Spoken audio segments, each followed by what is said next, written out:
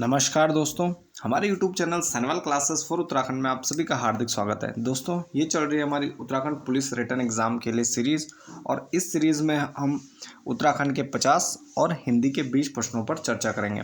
तो आइए प्रारंभ करते हैं। तो सबसे पहला प्रश्न है हमारा कि नानक मत्ता का प्राचीन नाम क्या है। तो नानक मत्ता है उधम सिंह नगर में और इसका जो प्राचीन नाम क्या था, बक्सी। तो इसको बक्सी के नाम से जाना जाता था। नानक मत्ता इसका प्राचीन नाम है बक्सी।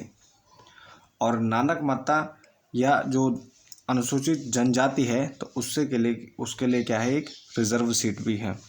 विधानसभा में इसको आरक्षित किया गया है नानक मत्ता सीट को। अगला प्रश्न है कि नरेंद्र नगर का प्राचीन नाम क्या है। तो नरेंद्र नगर का प्राचीन नाम है ओडाथली। नरेंद्र नगर का प्राचीन नाम क्या है, ओडाथली। और यह क्या है, नरेंद्र नगर है यह टिहरी जिले में आता है और इसका प्राचीन नाम क्या है, ओडाथली के नाम से जाना जाता था। अगला प्रश्न है कि गुरसो बुग्याल के पास कौन सा पर्वत स्थित है। तो गुरसो जो बुग्याल है उसके पास कौन सा पर्वत स्थित है। तो इसके पास स्थित पर्वत है हाथी पर्वत। तो ये कहाँ है, चमोली में है। गुरसो बुग्याल के पास स्थित पर्वत है हाथी पर्वत। अगला प्रश्न है कि भेंकल पौधे से तेल निकालकर कौन सी जनजाति के लोग खाते हैं। तो भेंकल नाम का पौधा है, उससे कौन से जनजाति तेल निकालकर उसको खाते हैं। तो ये हैं भोटिया लोग। कि भोटिया जो जनजाति है वो भेंकल के पौधे से तेल निकालकर खाते हैं। अगला प्रश्न है कि भेंकल के पौधे का तेल किस रोग के लिए सर्वोत्तम लाभकारी होता है। यानी जो भेंकल का पौधे का तेल होता है वह किस रोग के लिए सर्वोत्तम लाभकारी होता है। तो यह होता है गठिया रोग के लिए। तो गठिया रोग के लिए यह बहुत ही लाभकारी होता है। अगला प्रश्न है कि पंचनवेशी नामक कचहरी किस वंश के समय थी। तो पंचनवेशी के नाम जो नाम से कचहरी थी यह थी, ये प्रश्न थोड़ा मुझे सही नहीं लग रहा है, इसको हटा देते हैं। बाकी इसमें अगर जो भी जानकारी होगी मैं आपको कमेंट बॉक्स में दे दूंगा। तो अगला प्रश्न है कि पंचनवेशी कर का दूसरा नाम था। तो चारथान, आप इसको डायरेक्ट समझ लीजिए। ये पंचनवेशी कर का दूसरा नाम था, उसे क्या कहते थे, चारथान के नाम से जाना जाता था। अगला प्रश्न है कि चंदों की जो आरंभिक राजधानी थी वह कहाँ थी, वह चंपावत में थी। चंदों की आरंभिक राजधानी कहाँ थी, चंपावत में। और उसके बाद राजधानी कहाँ बनाई गई, यानी चंपावत से राजधानी को कहाँ स्थानांतरित किया गया। तो ये किया गया था अल्मोड़ा। तो चंदों की दूसरी राजधानी कौन थी, तो ये थी अल्मोड़ा। अगला प्रश्न है कि चिनाब घाटी कहाँ स्थित है। तो उत्तराखंड में यह है चिनाब घाटी। चिनाब घाटी स्थित है चमोली जिले में। कहाँ स्थित है, तो ये स्थित है चमोली जिले में। अगला प्रश्न है कि 84 कुटिया कहाँ स्थित है। तो 84 कुटिया स्थित है ऋषिकेश में। कहाँ स्थित है, ऋषिकेश में 84 कुटिया स्थित है। अगला प्रश्न है कि जनजातीय आस्था का केंद्र घटकू। जनजातीय आस्था का केंद्र घटकू कहाँ स्थित है। तो जनजातीय आस्था का प्रमुख केंद्र घटकू स्थित है चंपावत जिले में। कहाँ स्थित है घटकू, चंपावत जिले में। अगला प्रश्न है कि जल में डूबा हुआ शिवलिंग स्थित है। तो जल में डूबा हुआ शिवलिंग स्थित है, तो यह स्थित है गंगोत्री में। कहाँ स्थित है, तो गंगोत्री में यह स्थित है जल में डूबा हुआ शिवलिंग, यानी उत्तरकाशी जिले में। अगला प्रश्न है कि जौनसारी संगीत का जनक किसे माना जाता है। तो ये जौनसारी आएगा ना हो जाएगा। तो जौनसारी संगीत का जनक माना जाता है नंदलाल भारती को। तो जौनसारी संगीत का जनक किसे माना जाता है, नंदलाल भारती को माना जाता है। अगला प्रश्न है कि जौनसार में राजनीतिक जागरूकता का जनक माना जाता है। तो जौनसार में राजनीतिक जागरूकता का जनक माना जाता है गुलाब सिंह को। किसको माना जाता है, गुलाब सिंह को राजनीतिक जागरूकता का जनक माना जाता है जौनसार के क्षेत्र में। अगला प्रश्न है हमारा कि बद्रीनाथ राष्ट्रीय राजमार्ग कौन सी संख्या पर स्थित है। तो जो बद्रीनाथ राजमार्ग है तो यह क्या है, NH58 था। अब ये चेंज हो गया, क्या हो गया, 7 हो गया है। अगला प्रश्न है बद्रीनाथ स्थित मुख्य प्रतिमा की शंकराचार्य ने किस कुंड से निकालकर मंदिर में स्थापित किया है। तो यानी शंकराचार्य ने किस कुंड से निकालकर बद्रीनाथ की जो मुख्य प्रतिमा है उसे स्थापित किया था, तो ये किया था उन्होंने नारद कुंड से। तो काफ़ी समय तक जो ये मुख्य प्रतिमा वो नारद कुंड में पड़ी रही, तो उसके बाद शंकराचार्य ने निकाल कर उनकी पुनर्स्थापना की। तो कहाँ से उन्होंने निकाला था, तो ये उन्होंने नारद कुंड से निकाला था। अगला प्रश्न है कि बद्रीनाथ की मुख्य प्रतिमा खंडित होने का कारण उसे क्या कहा जाता है।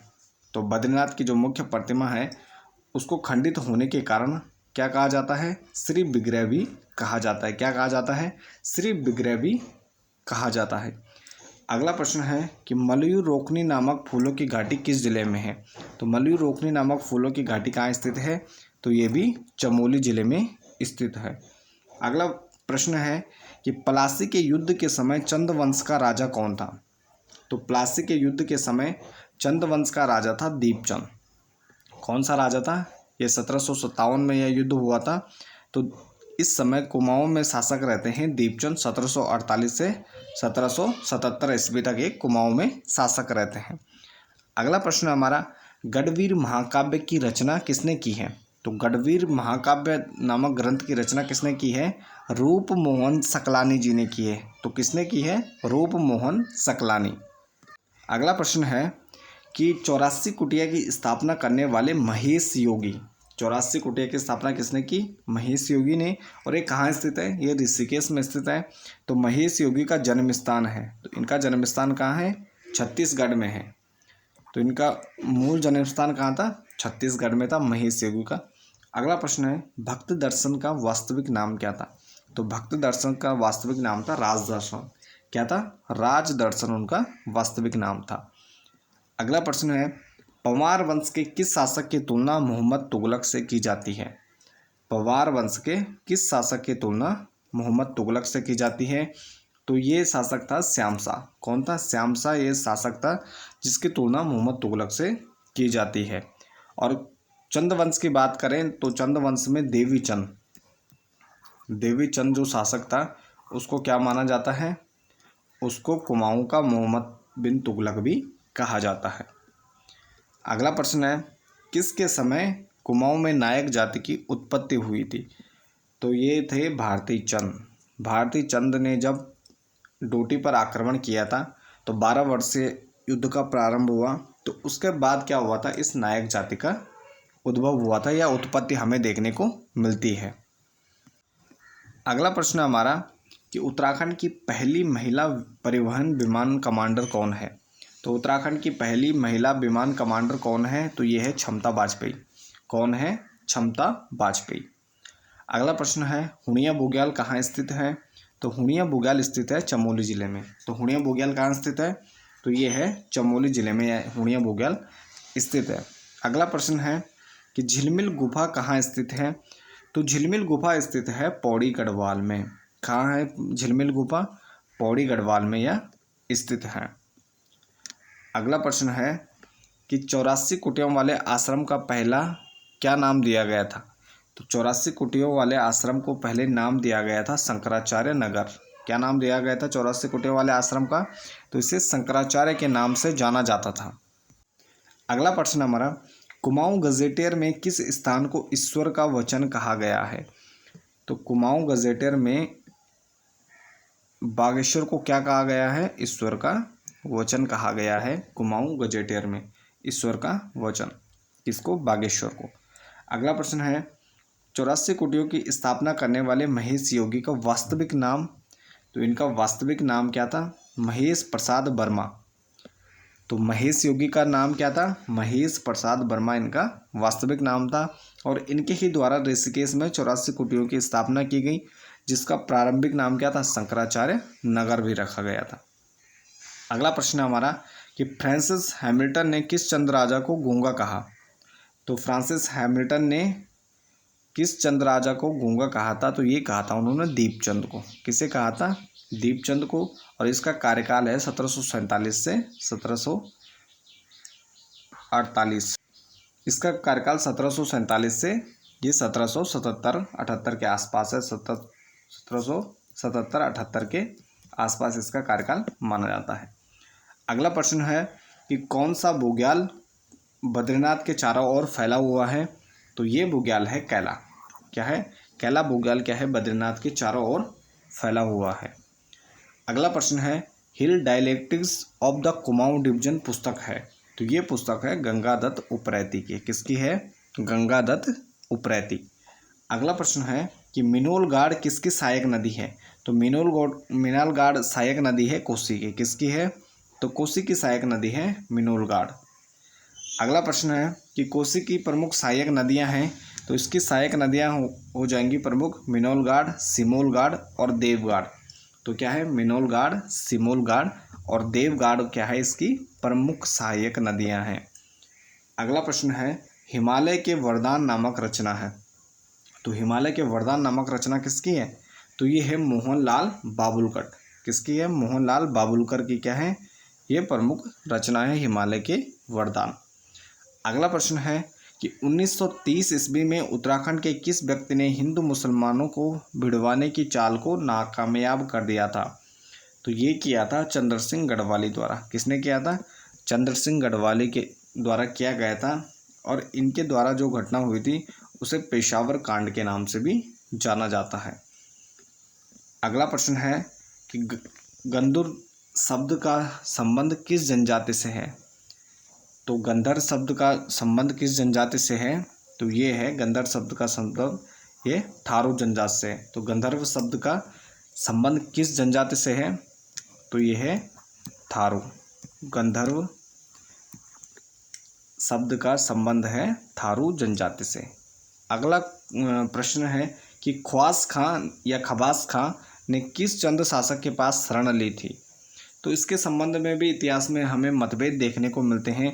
कुछ इसको माणिक चंद के शासनकाल में मानते हैं और कुछ कहते हैं कि यह भीष्म चंद के शासनकाल में कुमाऊं में आए थे। तो यहाँ पर थोड़ा आपको ये ध्यान रखना है कि जो ऑप्शन आएंगे उसके अनुसार क्या है आपको टिक करना है। अगला प्रश्न है कि देविका चौहान का संबंध है, तो देविका चौहान क्या है? एक समाज सेवी हैं, और ये कहाँ इनका जो क्षेत्र है तो ये है जौनसार। तो जौनसार की क्या है? ये समाज सेवी हैं। अगला प्रश्न है कि टनकपुर को बसाने का श्रेय किसे जाता है, तो टनकपुर को बसाने का जो श्रेय जाता है ये जाता है अंग्रेज मिस्टर टलक को। किसको? अंग्रेज मिस्टर टलक को यह जाता है।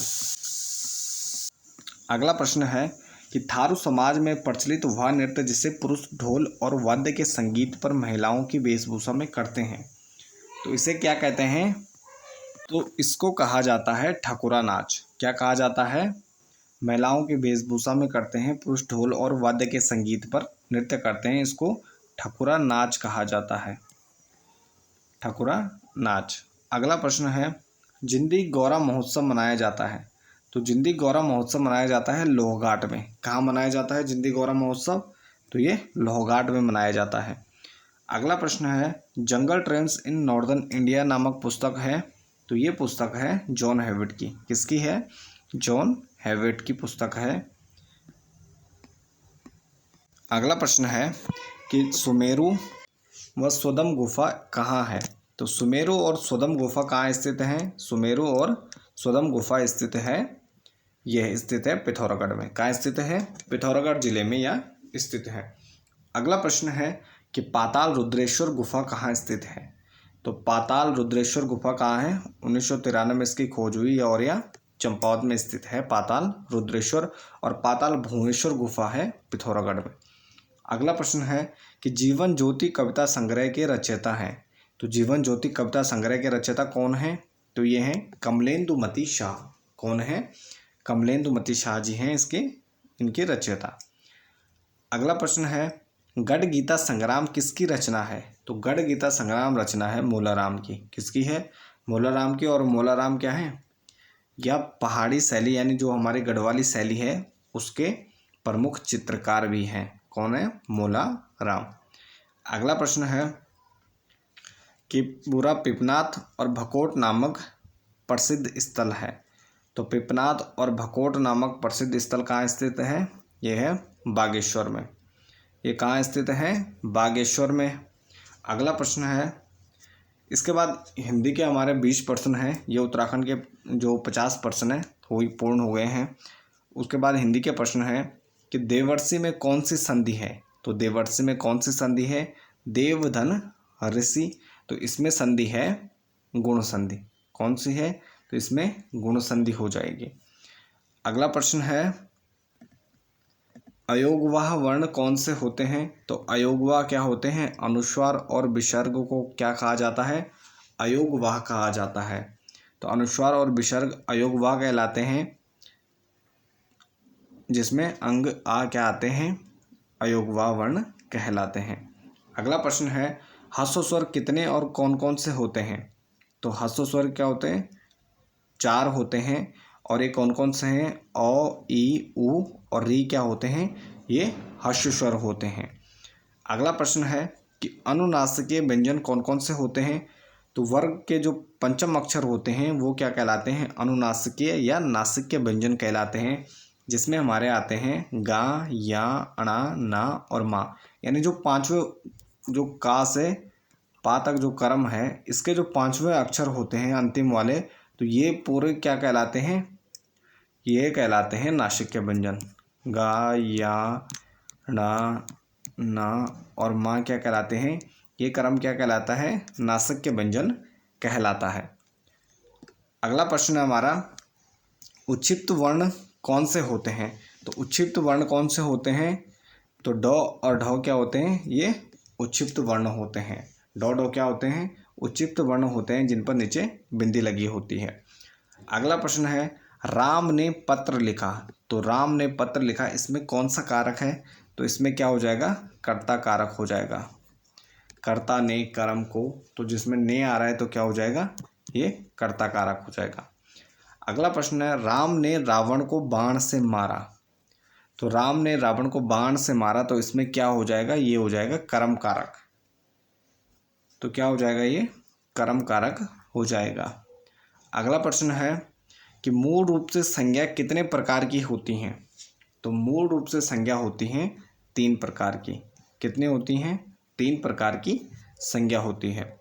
अगला प्रश्न है दरवाजे पर कोई खड़ा है तो किस प्रकार का सर्वनाम है? तो दरवाजे पर कोई खड़ा है, तो इसमें होगा अनिश्चयवाचक सर्वनाम। क्या होगा? दरवाजे पर कोई खड़ा है, तो ये क्या हो जाएगा? अनिश्चयवाचक है, कि पता नहीं कौन खड़ा है, निश्चय नहीं है। अगला प्रश्न है कि वह लड़का ईमानदार है में कौन सा विशेषण है? तो वह लड़का ईमानदार है, इसमें विशेषण है सर्वनामिक। तो इसमें क्या है? सर्वनामिक विशेषण है। अगला प्रश्न है विवरण चिन्ह में कौन सा विराम चिन्ह आता है? तो विवरण चिन्ह में कौन सा विराम चिन्ह आएगा? तो ये क्या हो जाएगा? ये विराम चिन्ह हो जाएगा। अगला प्रश्न है वह स्त्री जिसका पति परदेश से आने वाला हो, इसके लिए कौन सा शब्द प्रयुक्त होगा? तो उसको कहते हैं आगमिष्यत पतिका। क्या कहते हैं? आगमिष्यत पतिका उसे कहा जाता है। अगला प्रश्न है कि अक्षर किस प्रकार का शब्द है? तो अक्षर क्या है? यह तत्सम प्रकार का शब्द है अक्षर। अगला प्रश्न है कि आदमी किस प्रकार का शब्द है? तो आदमी क्या है? तो आदमी है एक अरबी। तो आदमी किस भाषा का शब्द है? तो आदमी है अरबी भाषा का शब्द है। अगला प्रश्न है कि प्रेमचंद का अधूरा उपन्यास कौन सा है? तो प्रेमचंद का अधूरा उपन्यास कौन सा है? तो ये है मंगलसूत्र। कौन सा है? मंगलसूत्र है प्रेमचंद का अधूरा उपन्यास। अगला प्रश्न है कीप व मरकट क्या है? किसके पर्यायवाची हैं? तो ये हैं बंदर के। बंदर को कीप और मरकट भी कहा जाता है। अगला प्रश्न है किस व्यक्ति को भारत की आत्मा कहा जाता है? तो ये कहा जाता है माखनलाल चतुर्वेदी को। भारत की आत्मा किस व्यक्ति को कहा जाता है या किस कवि को कहा जाता है? तो ये माखनलाल चतुर्वेदी को कहा जाता है। अगला प्रश्न है हिंदी का प्रथम मौलिक उपन्यास किसे माना जाता है? तो ये माना जाता है परीक्षा गुरु को। किसको माना जाता है? परीक्षा गुरु को हिंदी का मौलिक उपन्यास माना जाता है। अगला प्रश्न है किसे सरहिंदी भी कहा जाता है? तो सरहिंदी कहा जाता है खड़ी बोली को। किसे कहा जाता है? खड़ी बोली को। और आज का हमारा अंतिम प्रश्न है कि आलोक का विलोम शब्द क्या है? तो आलोक का विलोम शब्द होता है अंधकार। आलोक का होता है उजाला, तो इसका विलोम शब्द क्या हो जाएगा? अंधकार होता है आलोक का विलोम शब्द। तो ये थे हमारे 70 महत्वपूर्ण प्रश्न, जिसमें हमने 50 उत्तराखंड के और 20% हिंदी के बारे में चर्चा की। तो इसके साथ इस वीडियो को यहीं पर समाप्त करते हैं। बने रहिए चैनल के साथ। धन्यवाद।